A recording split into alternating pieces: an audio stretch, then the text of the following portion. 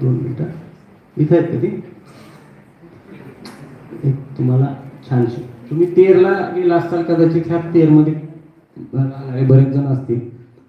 आपल्या विषयाचं थोडं विषयांतर करून, ही तगर लक्ष्मी आहे. तगर लक्ष्मी हत्तीचं जे दात असतं ना, हत्तीचं दात, हस्तिदंती, त्या हत्तीच्या दातावर कोरलेली ही एक बाहुली आहे.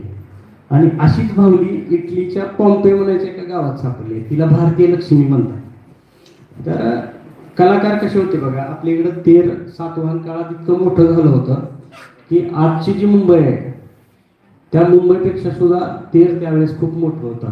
इथं वेअर हाऊसेस होते, म्हणजे दक्षिण भारतातून जो माल यायचा तो सगळा माल तेरमध्ये येऊन डंप व्हायचा. त्याच्यातून हत्तीच्या शंखापासून बांगड्या, बावल्या, फण्या, लॅपिस लाजुली म्हणायचा एक खडा भेटतो. तो खडा अफगाणिस्तानला आहे, तो सगळ्यात जास्त आपल्या तेरला सापडतो.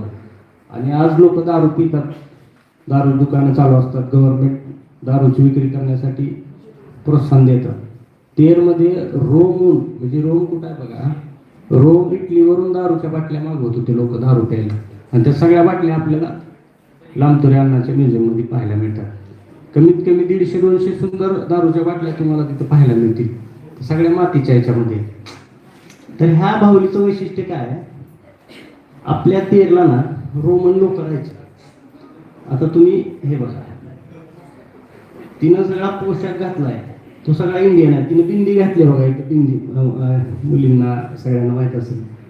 पण हिचे तुम्ही डोळे जर नीट पाहिले तर हिचे डोळे घारे दिसतात. ह्या मूर्तीवर कलर नाही आहे, काय नाही आहे. शिल्पकाराची कलाकारी किती सुंदर आहे बघा. का बरं घारे दाखवलेत? आपल्या मुलींचे डोळे घारे नसतात.